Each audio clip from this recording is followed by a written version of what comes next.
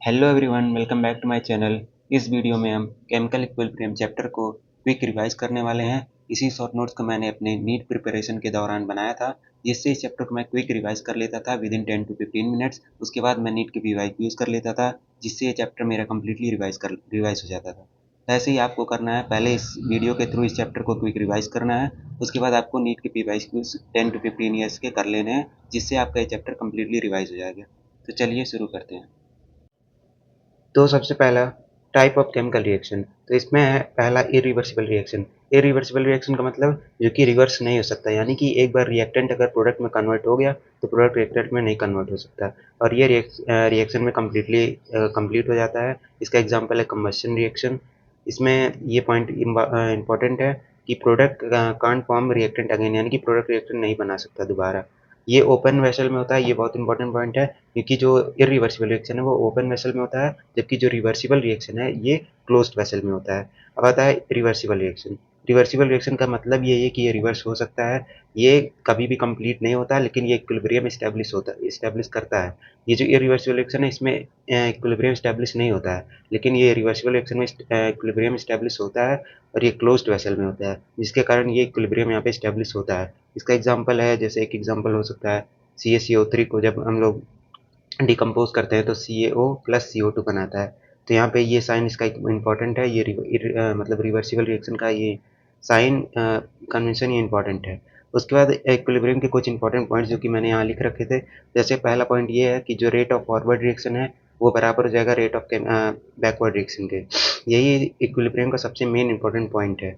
उसके बाद ये डायनेमिक होता है। डायनेमिक का मतलब ये होता रहता है, आँख से हम लोग को दिखेगा नहीं, लेकिन ये होता रहता है। क्वासी-स्टैटिक का मतलब काफ़ी स्लो होता है ये इक्विलिब्रियम रिएक्शन।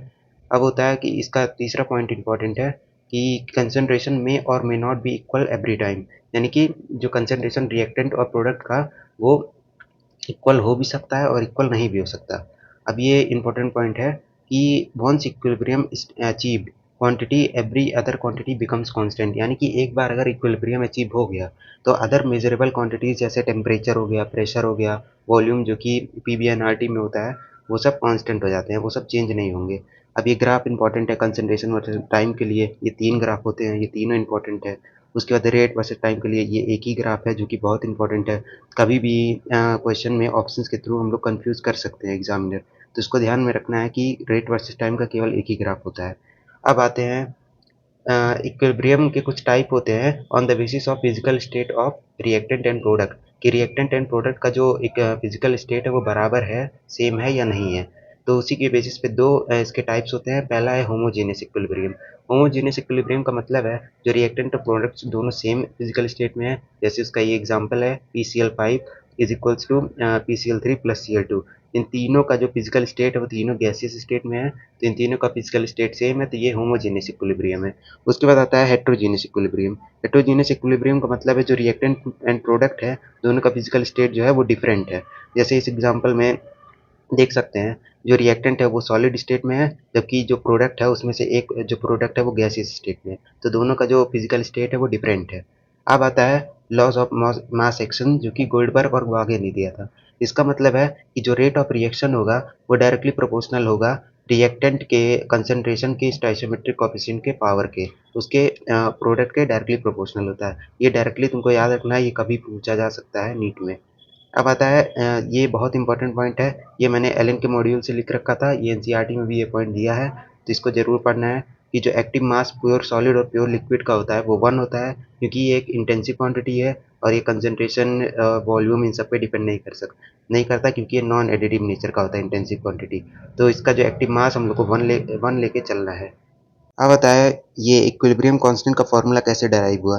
तो लॉज ऑफ मास एक्शंस के थ्रू ही इसमें रेट ऑफ फॉरवर्ड रिएक्शन पहले लिखना है is equals to rate constant, यहाँ पे एक प्रोपोर्शनल कांस्टेंट ऐड होता है, rate constant of forward reaction, उसके बाद रिएक्टेंट के पावर के प्रोडक्ट के डायरेक्टली प्रोपोर्शनल। ऐसे ही same rate of backward reaction में को लिखना है, ये जब दोनों को हम लोग कंबाइन करेंगे तो यहाँ पे इक्विलिब्रियम कांस्टेंट का फॉर्मूला आता है, जो कि है rate constant of forward reaction upon rate constant of backward reaction. इसी को हम लोग इस फॉर्म में लिखेंगे रिएक्टेंट के कंसंट्रेशन की फॉर्म में, तो इस तरीके से इसको डायरेक्टली फॉर्मूला को आपको याद रखना है। अब आता है यूनिट ऑफ केसी, यानी कि इक्विलिब्रियम कांस्टेंट की यूनिट। तो ये यूनिट आपको याद रखना है। एक है मोल्स पर लीटर पे power delta N G. Delta N G का मतलब होता है difference of the stoichiometric coefficient of product and reactant. तो ये दोनों ही आपको यूनिट ध्यान में रखना है। उसके बाद एक नोट है जो कि बहुत इंपॉर्टेंट पॉइंट है कि प्योर सॉलिड और प्योर लिक्विड का ही केवल एक्टिव मास 1 लेना है, इम्प्योर का नहीं। इम्प्योर का जो कंसंट्रेशन होगा वो जो क्वेश्चन में दिया रहेगा उसी के कंसंट्रेशन को हम लोग को लिखना है। यहाँ पे एक्टिव मास केवल प्योर सॉलिड और प्योर लिक्विड का ही 1 होता है, क्योंकि वो इंटेंसिव क्वांटिटी होती है। अब ये कुछ केपी क्या है, इक्विलिब्रियम कांस्टेंट ही है। जब क्वेश्चन में अगर गैस दिया है, गैसेस के रूप में अगर क्वेश्चन को पूछा है तो वहाँ पे केपी यूज होता है, क्योंकि वहाँ पे फिजिकल स्टेट गैसियस होती है। तो उसका फॉर्मूला ये है पी पे पावर सी, पी डी पे power D upon P A पे पावर ए, पी बी पे पावर बी। इस फॉर्मूले को डायरेक्टली याद रखना है, जहाँ पे P A, P B, P B, P C and P D क्या है, ये पार्शियल प्रेशर है। अब पार्शियल प्रेशर का फॉर्मूला जो कि स्टेट्स ऑफ मैटर चैप्टर में पहले दिया करता था, जो कि अब कट चुका है चैप्टर, तो उसमें पार्शियल प्रेशर का मतलब होता है is equals to total pressure into mole fraction. इस फार्मूला को हम लोग को याद रखना है डायरेक्टली। उसके बाद आता है केपी और केसी में डायरेक्ट रिलेशन, जो कि नीट में हर अल्टरनेट ईयर में इससे पीवाईक्यू देखने को मिलता है। तो ये फार्मूला आपको डायरेक्टली याद रखना है, KP is equals to KC R T पे power delta N G. Delta N G वही पुराना वाला जो कि मैंने आपको बताया था। अब अगर डेल्टा एन जी बराबर हो जाए, डेल्टा एन जी 0 के बराबर हो जाए, तो के पी एंड के सी बराबर हो जाएगा। अगर डेल्टा एन जी 0 से बड़ा हो यानी कि पॉजिटिव हो, तो के पी जो है के सी से बड़ा हो जाएगा।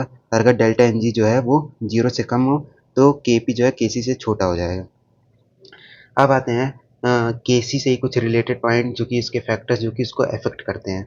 अब के सी को अफेक्ट करते हैं, सबसे पहला पॉइंट ये है कि multiply reaction with A number, यानी कि अगर हम लोग के पी जो के सी है उसे हम लोग किसी नंबर से मल्टीप्लाई करेंगे तो वो नंबर उसके पावर पे चला जाता है, जो कि बहुत इंपॉर्टेंट पॉइंट है। दूसरा ये है कि रिवर्सिंग द डायरेक्शन, यानी कि डायरेक्शन को अगर हम लोग रिवर्स करेंगे, उस इक्वेशन को रिवर्स करेंगे, तो वो जो रिएक्शन है वो यहाँ क्या हो जाएगा, रेसिप्रोकल हो जाएगा।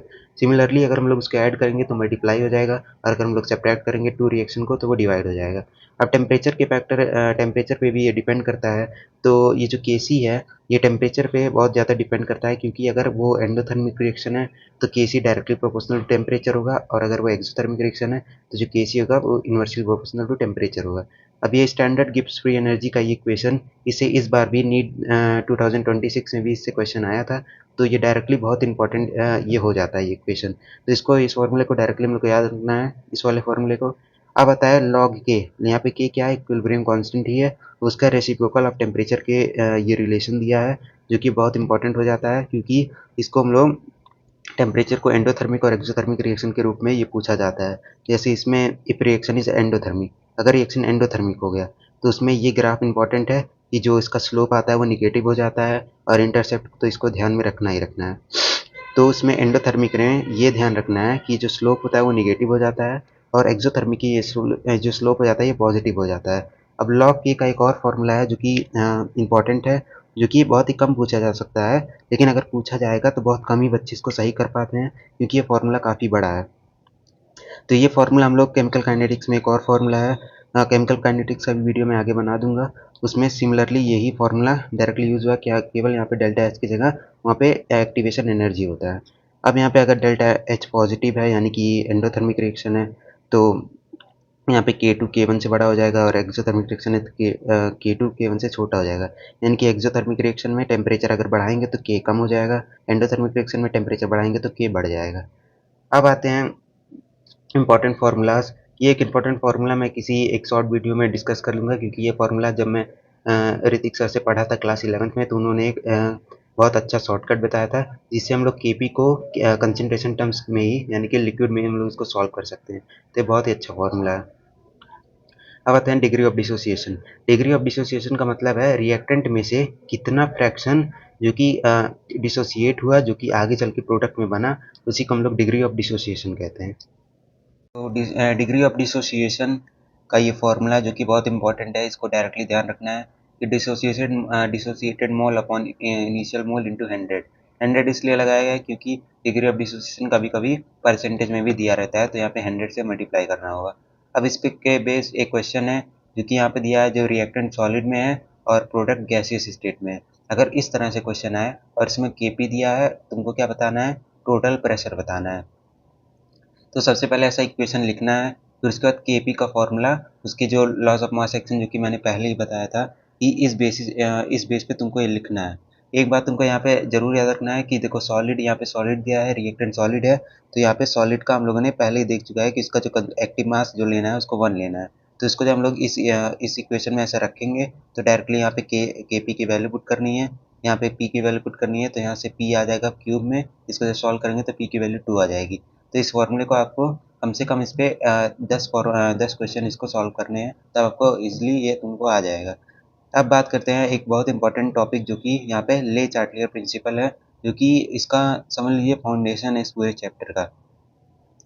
तो ये प्रिंसिपल क्या कहता है? ये प्रिंसिपल कहता है कि अगर इक्विलिब्रियम इस्टेब्लिश है, अगर उसमें कोई डिस्टर्बेंस आ गया, तो वो जो इक्विलिब्रियम होगा वो उस डायरेक्शन में जाएगा ताकि वो जो डिस्टर्बेंस का इफेक्ट है वो कैंसिल आउट हो सके। जैसे फॉर एग्जांपल पहला इफेक्ट क्या हो सकता है? पहला हो सकता है कि जो कंसंट्रेशन है उसमें कोई चेंज आ जाए। तो अगर मान लो तुम रिएक्टेंट में कंसंट्रेशन और ऐड किए, उसका कंसंट्रेशन बढ़ गया, तो रिएक्शन फॉरवर्ड की तरफ चला जाएगा। सिमिलरली जब तुम प्रोडक्ट में कुछ ऐड किए, प्रोडक्ट का कंसंट्रेशन बढ़ गया, तो रिएक्टेंट बैकवर्ड आ जाएगा। सेम ही ऐसा इसमें चेंज में दिया है। अब आता है change in pressure and volume. अब प्रेशर में चेंज करेंगे तो क्या चेंज आएगा, कैसे उसको कैंसिल आउट करेगा इक्विलिब्रियम, तो देखते हैं। अगर प्रेशर बढ़ गया यानी कि वॉल्यूम कम हो गया, क्योंकि यहाँ पे बोल्स लॉ वैलिड है, यानी कि प्रेशर टेम्परेचर कांस्टेंट है।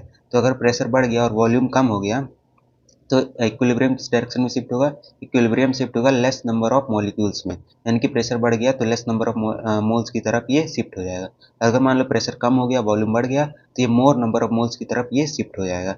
और ये कब, इसमें कौन सा इफेक्ट कब नहीं आएगा? अगर डेल्टा एन जी, जो डेल्टा एन जी की वैल्यू मैं पहले तुमको बताया था डेल्टा एन जी के बारे में, अगर डेल्टा एन जी जीरो है, ये बहुत इंपॉर्टेंट पॉइंट है, अगर डेल्टा एन जी की वैल्यू जीरो है तो यहाँ पे कोई भी इफेक्ट देखने को नहीं मिलेगा अगर तुम प्रेशर और वॉल्यूम को चेंज करोगे। अब तीसरा है एडिशन ऑफ इनर्ट गैस। ये भी कई बार पूछा जाता है। एडिशन ऑफ इनर्ट गैस का मतलब अगर तुम कोई इसमें इनर्ट गैस जैसे हीलियम डाल दिए उस इक्विलिब्रियम में, तो कांस्टेंट प्रेशर पे वो मोर नंबर ऑफ मोल्स की तरफ शिफ्ट हो जाएगा। लेकिन अगर मान लो कांस्टेंट वॉल्यूम है, अगर क्वेश्चन में दिया कांस्टेंट वॉल्यूम, तो उस पर कोई भी इफेक्ट नहीं आएगा। तो ये इस चैप्टर का फर्स्ट हाफ था। अब इसके सेकेंड हाफ पे हम लोग चलते हैं। उसमें सबसे पहला पॉइंट है, अभी एक और इफेक्ट बचा है जो कि इफेक्ट ऑफ टेम्परेचर है। इफेक्ट ऑफ टेम्परेचर का मतलब अगर हम लोग टेम्परेचर को डिक्रीज करते हैं, तो टेम्परेचर याद करोगे, अगर टेम्परेचर बढ़ेगा तो वो एंडोथर्मिक के फेवर में है, और अगर मान लो टेम्परेचर घट रहा है तो वो एक्सोथर्मिक के फेवर में है। तो इसलिए टेम्परेचर के घटाने पर वो एक्सोथर्मिक के इफेक्ट की तरफ वो मूव कर जाता है, और टेम्परेचर बढ़ाने पर वो एंडोथर्मिक रिएक्शन की तरफ मूव कर जाता है। अब यहाँ पे दो इंपॉर्टेंट रिलेशन है जो कि हर हाल में हम लोग को ध्यान रखना है, क्योंकि इससे 2-3 साल में एक बार क्वेश्चन आ जाते हैं। इसमें रिलेशन है वेपर डेंसिटी और डिग्री ऑफ डिसोसिएशन के बीच में। तो ये दोनों फार्मूला आपको याद रखना है, इसके बारे में मैंने यहाँ पे लिख भी दिया है। अब आता है इफेक्ट ऑफ कैटलिस्ट। कैटलिस्ट क्या होता है? कैटलिस्ट तुम्हारा हम लोग को उसके जो रिएक्शन, उसके रेट ऑफ रिएक्शन को बढ़ाने में हम लोग उसको हेल्प करते हैं, लेकिन कैटलिस्ट कभी भी इक्विलिब्रियम कांस्टेंट में कोई चेंज नहीं लाता है। कैटलिस्ट केवल उस रिएक्शन की वेलोसिटी को इंक्रीज कर देता है। तो कैटलिस्ट याद रखना, रिएक्शन में पार्टिसिपेट करता है। कैटलिस्ट रेट ऑफ रिएक्शन को बढ़ा देगा, लेकिन कोई इक्विलिब्रियम पे उसका कोई इफेक्ट नहीं आता है। पॉजिटिव कैटलिस्ट यानी कि रेट ऑफ रिएक्शन को बढ़ा देगा, नेगेटिव कैटलिस्ट यानी कि रेट ऑफ रिएक्शन को घटा देगा। अब effect of temperature and pressure in solid liquid equilibrium. Solid liquid equilibrium का मतलब क्या है कि सॉलिड से लिक्विड में कन्वर्ट होना और लिक्विड से सॉलिड में कन्वर्ट होना, इसके में जो इक्विलिब्रियम स्टैब्लिश हुआ है उसमें प्रेशर का क्या इफेक्ट है। तो अगर प्रेशर हम लोग बढ़ा देंगे तो वो मोर डेंसिटी की तरफ वो मूव कर जाएगा, क्योंकि हम लोग को पता है कि इक्विलिब्रियम जो क्या चाहता है कि जो इस्टेब्लिश है कि मैं उसको इफेक्ट को कैंसिल आउट कर दूँ। तो अगर वैक्स है, वैक्स से ज़्यादा ये वैक्स जो लिक्विड में है वो सॉलिड में कन्वर्ट हो जाएगा प्रेशर बढ़ाने पर। हम लोग को पता है कि डेंसिटी, जो पानी की डेंसिटी वो आइस से यानी कि बर्फ से ज़्यादा होती है, तो इसीलिए सॉलिड से लिक्विड में कन्वर्ट हो जाएगा अगर प्रेशर वो हम लोग इंक्रीज करेंगे, क्योंकि मोर डेंसिटी की तरफ इंक्रीज होगा। और टेम्परेचर बढ़ाने पे मोर आइस मेल्ट होता है, हम लोग को पहले से पता है। तो सॉलिड लिक्विड इक्विलिब्रियम में अगर हम लोग पानी और उसके बर्फ में अगर इक्विलिब्रियम स्टैब्लिश है तो टेम्परेचर बढ़ाने पे मोर आइस में वो मेल्ट होगा। अब आता है effect of pressure and on solubility of gas in liquid. तो हम लोगों ने सॉल्यूशन चैप्टर में पढ़ा है, अगर आपको नहीं आता तो मैं सॉल्यूशन चैप्टर का भी वीडियो बना दूंगा। तो हम लोगों ने उसमें पढ़ा था कि गैस और लिक्विड में जो सॉल्युबिलिटी होती है वो एक एक्सोथर्मिक प्रोसेस है, यानी कि टेम्परेचर बढ़ाने पे सॉल्युबिलिटी कम हो जाए, क्योंकि एक्सोथर्मिक रिएक्शन जो होता है वो टेम्परेचर के इन्वर्सली प्रोपोर्शनल होता है उसके फेवर में। तो टेम्परेचर बढ़ाने पे इसकी सॉल्युबिलिटी कम हो जाएगी और प्रेशर बढ़ाने पे इसकी सॉल्युबिलिटी बढ़ जाएगी। तो ये दोनों पॉइंट आपको ध्यान में रखना है। उसके बाद आता है application of equilibrium constant. Equilibrium constant के कौन कौन से एप्लीकेशन है? सबसे पहले prediction of extent of reaction, यानी कि रिएक्शन कितने एक्सटेंट तक हुआ अगर इक्विलिब्रियम कांस्टेंट की वैल्यू 10⁻³ यानी कि 1000 से ज़्यादा है, तो इसका मतलब जो प्रोडक्ट है वो ज़्यादा है, रिएक्टेंट कम है। इसका मतलब जो प्रोडक्ट है वो मोर स्टेबल देन रिएक्टेंट है। इसका मतलब ये है कि रिएक्शन जो है वो नियर टू कंप्लीशन है, यानी कि रिएक्शन लगभग कंप्लीट हो चुका है। अगर मान लो इसी के उल्टा हम लोग ले लें, अगर जो इक्विलिब्रियम कांस्टेंट की वैल्यू 10⁻³ से भी कम है, तो इसका मतलब अब जो प्रोडक्ट है वो कम है और रिएक्टेंट ज़्यादा है, यानी कि रिएक्टेंट अभी जो रिएक्शन है वो अभी स्टार्ट हुई है, यानी कि जो रिएक्टेंट है अभी वो मोर स्टेबल देन प्रोडक्ट है। अब आता है अगर मान लो के की वैल्यू इन दोनों के बीच में रही, तो इसका मतलब जो significant amount of reactant product दोनों ही इसमें प्रेजेंट है। अब आते हैं रिएक्शन कोएफिशिएंट की वैल्यू। रिएक्शन कोएफिशिएंट लगभग सिमिलर होता है इक्विलिब्रियम कांस्टेंट से, केवल इसमें क्या डिफरेंस होता है, ये डिफाइन होता है at any moment of time, और इक्विलिब्रियम कांस्टेंट केवल इक्विलिब्रियम के टाइम पे डिफाइंड होता है। ये किसी भी मोमेंट ऑफ टाइम पे डिफाइंड होता है, और ये इसकी वैल्यू चेंज हो जाती है प्रेशर से, by changing pressure, concentration, number of moles, volume, temperature, इनके चेंज करने पे इसकी वैल्यू चेंज हो जाती है। केस नंबर 1, इसमें क्या है कि अगर मान लो जो क्यूसी की वैल्यू अगर केसी से कम है, तो इसका मतलब रिएक्शन अभी और फॉरवर्ड में जाएगा, क्योंकि अभी इक्विलिब्रियम स्टैब्लिश नहीं हुआ है। और अगर क्यूसी की वैल्यू केसी के बराबर है, यानी कि इक्विलिब्रियम ऑलरेडी एग्जिस्ट हो चुका है, और अब ये क्या है, रिएक्शन इक्विलिब्रियम में है। तीसरा केस क्या है, अगर क्यूसी की वैल्यू केसी से कम है, सॉरी, क्यूसी की वैल्यू केसी से ज़्यादा है, इसका मतलब रिएक्शन में जो रिएक्शन है वो काफ़ी आगे जा चुका है, यानी कि प्रोडक्ट ज़्यादा हो चुका है, तो रिएक्शन अभी क्या होगा, बैकवर्ड डायरेक्शन में जाएगा ताकि इक्विलिब्रियम एस्टैब्लिश हो पाए। अब कुछ स्पेशल केसेस हैं जो कि अगर ध्यान में रहे तो क्वेश्चन काफ़ी आसान हो जाता है। अब कैसे इसको ध्यान में रखना है, मान लो कोई क्वेश्चन दिया है, कोई इक्विलिब्रियम दिया है, उसमें तुमको केपी की वैल्यू निकालनी है, और उसका जो इक्वेशन है वो इस तरीके से दिया है, यानी कि सबका जो रिएक्टेंट और प्रोडक्ट का सबका जो स्टोइचियोमेट्रिक कोएफिशिएंट 1 है, यानी कि इक्वल है, तो उसमें डायरेक्टली ये फॉर्मूला लगा देना है, ये टोटल प्रेशर है, ये डिग्री ऑफ डिसोसिएशन है। अगर मान लो इसमें रिएक्टेंट में 1 है, प्रोडक्ट में 2 है, इस तरीके से अगर इक्वेशन बन रहा है क्वेश्चन में, तो डायरेक्टली ये फॉर्मूला लगा देना है, आपका question with in minute solve हो जाएगा। अब कुछ मैंने यहाँ इंपॉर्टेंट पॉइंट जो कि मैंने खुद सीखा साल भर मॉड्यूल्स लगा के, अलग अलग पीवाईक्यूज करके जो इमेज, तो ये दोनों पॉइंट आपको मैं यहाँ पे पीडीएफ में छोड़ दे रहा हूँ, आपको ईजिली पढ़ना है, मैंने हिंदी में भी लिख दिया है। इसमें से नोट वाला पॉइंट मैं पढ़ा देता हूँ। इसका मतलब है addition of inert gas increases the pressure at constant temperature, यानी कि कांस्टेंट टेम्परेचर पे जब हम लोग इनर्ट गैस को डालेंगे तो वो प्रेशर बढ़ा देगा, लेकिन जो पार्शियल प्रेशर है रिएक्टेंट एंड प्रोडक्ट का वो अनचेंज रहेगा, यानी कि टोटल प्रेशर तो बढ़ गया, लेकिन जो रिएक्टेंट एंड प्रोडक्ट का जो पार्शियल प्रेशर था वो अनचेंज रहा, जिसके कारण वॉल्यूम भी अभी कांस्टेंट रहेगा। और हम लोग को पता ही है कि अगर वॉल्यूम कांस्टेंट है तो इक्विलिब्रियम पे उससे कोई असर नहीं होगा अगर हम लोग इनर्ट गैस को ऐड करेंगे, तो इसीलिए इक्विलिब्रियम पे कोई चेंज नहीं आएगा। और ये जेईई मेंस में काफ़ी बार पूछा जा चुका है, जिसमें बच्चे बहुत बार गलत करते हैं। मैंने भी पहली बार जब इसको पढ़ा था तो मुझे भी ये नहीं समझ में आया था। अब आते हैं वाटर वाटर वेपर इक्विलिब्रियम पे। ये एक छोटा सा टॉपिक एलिन के मॉड्यूल में दिया था। ये जो होता है ये एक एंडोथर्मिक प्रोसेस होता है। ज़ाहिर सी बात है टेम्परेचर बढ़ाने पे फेवरेबल होगा और लो प्रेशर पे ये फेवरेबल होगा। ये इसके दोनों फेवरेबल कंडीशंस हैं। अब एक क्वेश्चन दिया है, इसको आप इस पूरे वीडियो को रिवाइज करने के बाद इसको कर सकते हैं। तो ये था केमिकल इक्विलिब्रियम का चैप्टर। आपको कैसा लगा आप कमेंट बॉक्स में बता सकते हैं, और आप भी अगर किसी भी चैप्टर को आपको क्विक रिवीजन करना है तो आप मुझे बता सकते हैं। मैंने लगभग सारे चैप्टर के शॉर्ट नोट्स बनाए थे, तो आपको अगर किसी भी चैप्टर को क्विक रिवाइज करना है या उसके शॉर्ट नोट्स चाहिए तो कमेंट बॉक्स में ज़रूर बताना।